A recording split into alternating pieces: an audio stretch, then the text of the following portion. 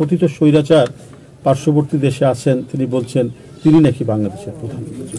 তো এই যে কথাটা উনি বলেছেন বা বলছেন, এটা হচ্ছে এক ধরনের হারানোর বেদনা থেকে, মানে বাংলাদেশটাকে একটা জমিদারি মনে করতেন, শেখ পরিবারের একটা জমিদারি।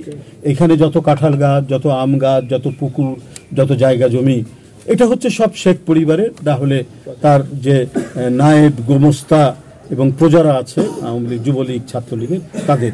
তো ৩০ লক্ষ মানুষ কি শেখ হাসিনার জমিদারি দেখার জন্য জীবন দিয়েছিল? ২ লক্ষ মা বোন যে নির্যাতিত হয়েছিল, সেটা কি শেখ হাসিনার একক আওয়ামী জমিদার প্রতিষ্ঠা করার জন্য? এখানে বিভিন্ন মত থাকতে পারে, বিভিন্ন রাজনৈতিক দল থাকতে পারে, তারা স্বাধীনভাবে তাদের কথা বলবে এবং জনগণ ৫ বছর পর পর যাকে ইচ্ছা তাকে ক্ষমতায় বসাবে।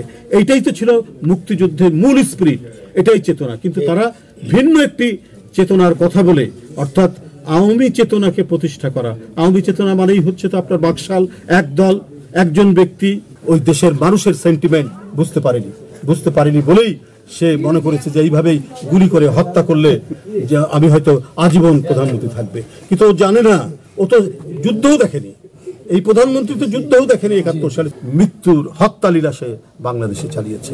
বিধবা হয়েছে এই আন্দোলনে। জুলাইয়ের যে নারকীয় দমন চালিয়েছে পতিত স্বৈরাচার, সেই দমনে গুলিতে নিহত হয়েছেন দিনাজপুরেরই একজন সূর্য সন্তান।